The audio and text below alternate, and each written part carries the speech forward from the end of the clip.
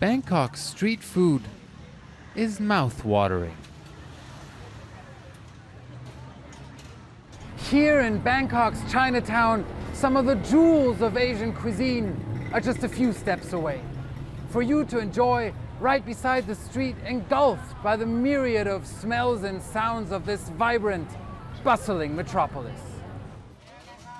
But the food is not only prepared and consumed in the street, much of what remains of it also stays there.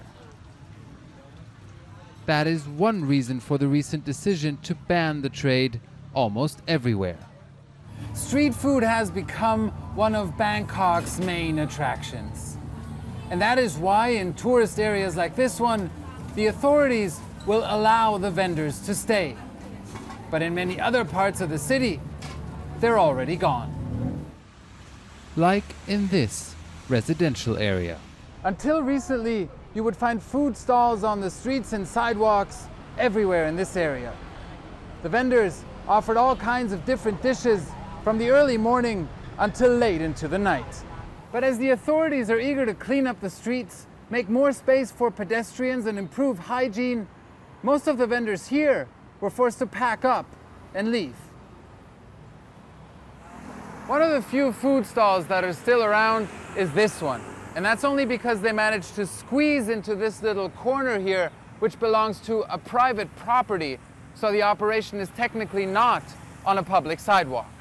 I know this place well because I live right across the street and I often come here for lunch.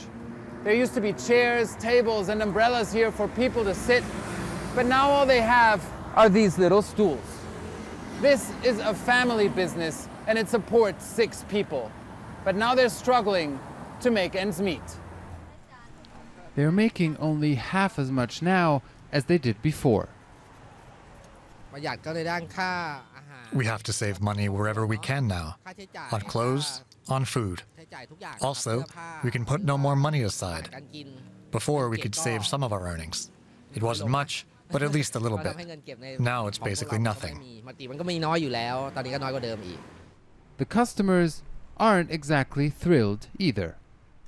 There are both pros and cons.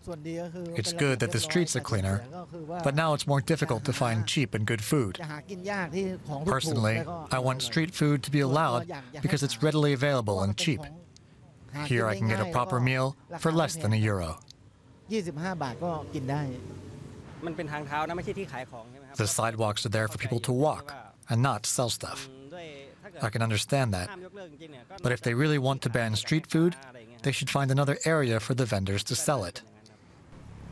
Virot and his family still hope authorities change their mind and relax the rules on street food. For now, they're still cooking, so their business can keep feeding them and their customers as it has for more than 20 years.